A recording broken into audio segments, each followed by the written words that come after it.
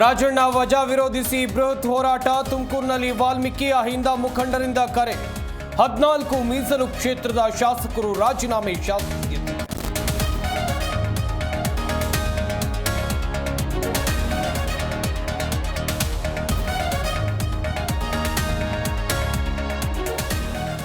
ಧರ್ಮಸ್ಥಳದಲ್ಲಿ ಅಸ್ಥಿಪಂಜರಕ್ಕೆ ಮುಂದುವರಿದ ಶೋಧ 13ನೇ ಪಾಯಿಂಟ್ನಲ್ಲಿ ಜೆಸಿಬಿ ಮೂಲಕ 16 ಅಡಿ ಅಗೆತ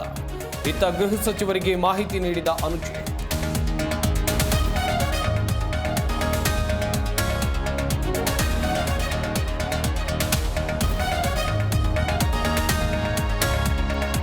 ಧರ್ಮಸ್ಥಳ ಎಸ್ಐಟಿ ತನಿಖೆಗೆ ಬಿಜೆಪಿ ಆಕ್ಷೇಪ ತನಿಖಾ ವರದಿ ಬಿಡುಗಡೆಗೆ ಸದನದಲ್ಲಿ ಒತ್ತಾಯ ಬಿಜೆಪಿ ಶಾಸಕ ಸುನಿಲ್ ಕುಮಾರ್ ಆಗ್ರಹ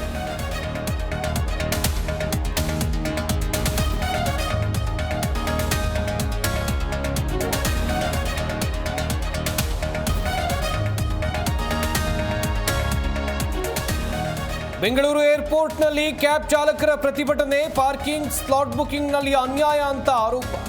ಅನ್ಯ ರಾಜ್ಯದ ಚಾಲಕರಿಗೆ ಡ್ಯೂಟಿ ಕನ್ನಡಿಗರಿಗೆ ಮಹಾ ಮೋಸ